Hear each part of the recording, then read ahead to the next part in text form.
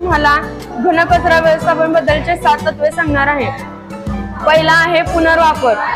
पहिला वापराच्या वस्तू टाकाऊ झाल्यावरही इतर ठिकाणी योग्य काम।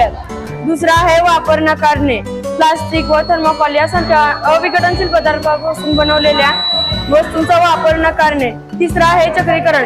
टाकाऊ पदार्थावर पुनर्चक्रीकरण प्रक्रिया करून त्यापासून उपयुक्त असे पदार्थ तयार करणे, उदाहरणार्थ कागद, काच यांचे पुनर्चक्रीकरण करता येते।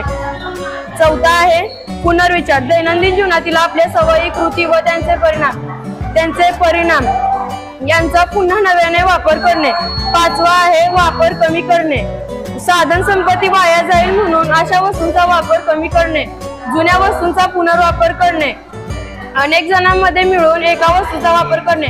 वापरा व फेका या स्वरूपाच्या वस्तूंचा वापर नकारणे। सहावा आहे संशोधन। तात्पुरते वापराबाहेर असलेले टाकाऊ पदार्थ पुन्हा वापरात कसे आणता येतील यासंबंधीचे संशोधन करणे।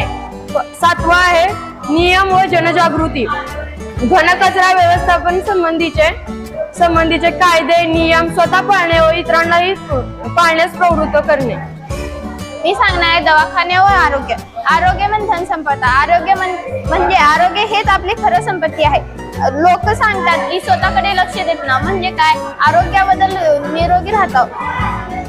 दवाखाने हे आपली एक मूलभूत गरज आहे। दवाखान्यात आपल्याला काही खोकला, सर्दी वगैरे आले तर आपण लगेच दवाखान्यात जातो। दवाखान्यात झाल्यानंतर डॉक्टर म्हणतात तुम्ही स्वतःकडे लक्ष देत ना म्हणजे आपण आरोग्याबद्दल काहीच विचार करत ना। आपण वेगळे खाद्यपदार्थ जे खातो आणि तेच रस्त्यावर टाकून देतात, त्याच्याने कचरे होते। कचरा झाल्यानंतर त्याचे दुष्परिणाम होऊन आपल्यावर आघात होतो, त्यामुळे आपले शरीर आरोग्यवान राहत नाही। त्यामुळे आपण स्वतःकडे जास्त लक्ष द्यावे व आपल्या परिसरात स्वच्छता ठेवावी।